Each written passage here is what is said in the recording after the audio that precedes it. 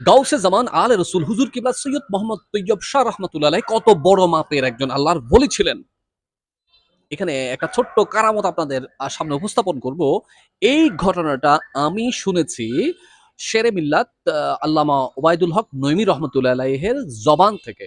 এবং ইন্টারেস্টিং বিষয় হচ্ছে আঞ্জুমানের সাবেক সিনিয়র ভাইস প্রেসিডেন্ট আলহাজ মহসিন সাহেব আমাদের বাসায় যখনই যেতেন আমি খুব মানে জোরাজুরি করতাম, আঙ্কেল আমাদেরকে এক্সেপশনাল হুজুর কিবলার দরবারের এক্সেপশনাল কোন একটা কথা বলুন যেটা আমাদের অন্তরকে শান্তি দিবে।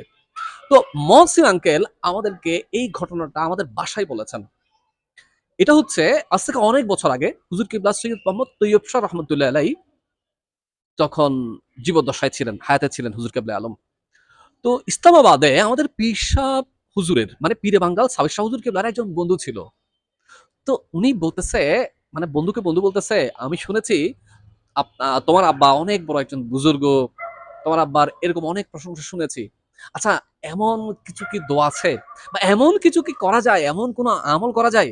আমার আব্বা সেই ছোটবেলায় ইন্তেকাল করেছিল, মানে পীর সাহ হুজুর কেবলার ওই বন্ধুর আব্বা ছোটবেলায় ইন্তেকাল করছে।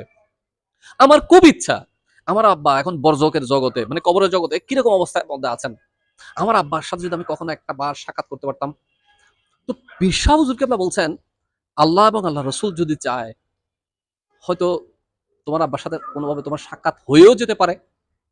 তো বলছে উনি মানে অভিলাষ করলো, ইচ্ছা প্রকাশ করলো যে আচ্ছা আমি একদিন তোমাদের বাড়িতে যাব, মানে সিরিকুট শরীফে যাবে। ও হ্যাঁ চলো। তো পীর সাহ হুজুর ইসকাবের সাথে হুজুর কিবলায় আলমের ওই বন্ধু দরবারে সিরিকুটে এসেছেন। খেয়াল করবেন যখন এসছে তখন মাগরিবের ওয়াক্ত হয়ে গেছে। মাগরিবের নামাজের ইমামতি করছেন দরবারের শ্রীকুটে বানিয়ে জশ্নে জুলুস ঈদ মিলাদুন নবী হুজুর গাউসে জামান সৈয়দ মোহাম্মদ তৈয়ব শাহ রহমতুল্লাহ আলাইহি মাগরিবের নামাজের ইমামতি করছেন। কথা খেয়াল করবেন। তো যেহেতু নামাজ চলতেছে, হযরত পীর সাবির শাহ হুজুর কিবলা এবং ওনার বন্ধু দরবারে গিয়ে পৌঁছেছেন। তো তারা নামাজের মধ্যে দাঁড়িয়েছে। নামাজের মধ্যে যখন দাঁড়িয়েছে, এমত অবস্থায় ওই হুজুর কিবলার বন্ধু নামাজের মধ্যে দাঁড়িয়েছে। নামাজের মধ্যে দেখছেন ওই হুজুর কিবলার বন্ধু তার বাম পাশে একজন মানুষ এসে দাঁড়িয়েছে। ও ভাই আপনি সত্যি করে আমরা বলি আমরা যখন নামাজ পড়ি পাশে যদি আমার ভাই দাঁড়ায় বা পরিজন বা মানে কোনো একটা পরিচিত ভাই যদি দাঁড়ায় আমরা কিন্তু চিনতে পারি মানুষটা কে, তাই না? চিনতে পারি।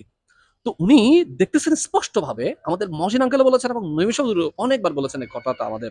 তো বলতেছে দেখতেছে বাম পাশে যে বন্ধু আসছে সেই বন্ধুর বাবা নামাজের মধ্যে দাঁড়িয়েছেন। সুবহানাল্লাহ। বিষয়টা বুঝতে পারছেন আসলে কি বুঝাতে চাচ্ছি? ইমামতি করতেছে গাউসে জামান হুজুর সৈয়দ মোহাম্মদ তৈয়ব শাহ রহমতুল্লাহ আলাইহি। এখনো পর্যন্ত বলে নাই, আব্বা আমার এই বন্ধু এসেছে তার বাবাকে দেখার জন্য। এনি হাউ আপনি চাইলে দোয়া করলে হয়তো দেখতে পারে। এখনো বলে নাই আমার গাউসে জামান হুজুর কেবলা নামাজের ইমামতির মধ্যে ছিলেন। এবং ওই ভদ্রলোক পীর সাহ হুজুর কেবলার বন্ধু বাম পাশে বন্ধুর বাবা এসে তার সন্তানের পাশে বাম পাশে নামাজের মধ্যে দাঁড়িয়ে গেছে। নামাজ শেষ হয়ে গেছে।